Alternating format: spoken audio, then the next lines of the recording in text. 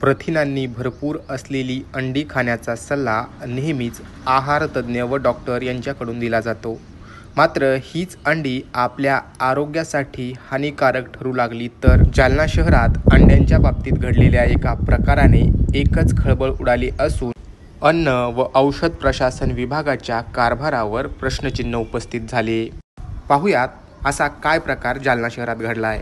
हमने आज सवेरे किराने दुकान पर से अंडे मंगाए। उसको उबालने के बाद बच्चा जब खाने लगा, ठंडा अंडा हो गया तो पूरा प्लास्टिक का, आपको हमने वीडियो भी कॉल बताए। और हमारा बोलना ये है कि प्रशासन ने ये चीज़ों पे ध्यान देना चाहिए। हमारा मकसद ये है कि कोई खाना नहीं, ये नहीं ऐसा बोल के हम नहीं कर रहे। हमारा बोलना ये है कि क्या ये जो है इतना प्लास्टिक जब पेट में जाएगा खाने के लिए तो कैंसर के मरीज़ बढ़ते जा रहे हैं और बहुत से तकलीफ़ें हो रही है। तो ये नहीं होना चाहिए, इस पे आप जो लोगों ने ध्यान देना चाहिए। ये वजह से हम आपको जागरूक करने के लिए बोला जा रहा। हमारा इससे कोई लेना देना नहीं, हमारा कोई अंडे का बिजनेस नहीं है, हमारा कोई यानी इससे वो नहीं, लेकिन पब्लिक जागरूक होना।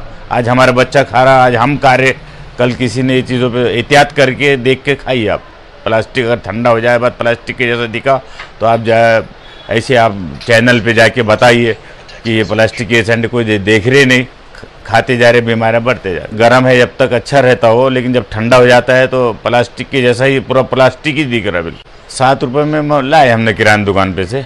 अब वो एजेंसी से उनको क्या भाव मिलता है ये मालूम नहीं। नागरिकांचे आरोग्य हा आपल्या देशातील अनेक महत्त्वाच्या प्रश्नांपैकी एक महत्त्वाचा प्रश्न.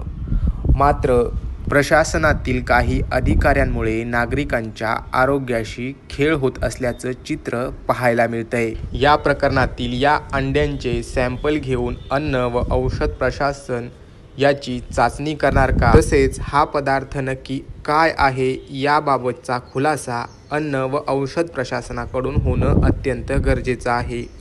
नाहीतर नागरिकांच्या आरोग्याशी खेळण्याचे प्रकार असेच सुरू राहतील एवढं मात्र निश्चित. या प्रकरणातून धडा घेऊन अन्न व औषध प्रशासन विभाग कारवाई करणार का याकडेच सगळ्यांचं लक्ष लागलंय. Narayan Kale, news 18 local, Jalna.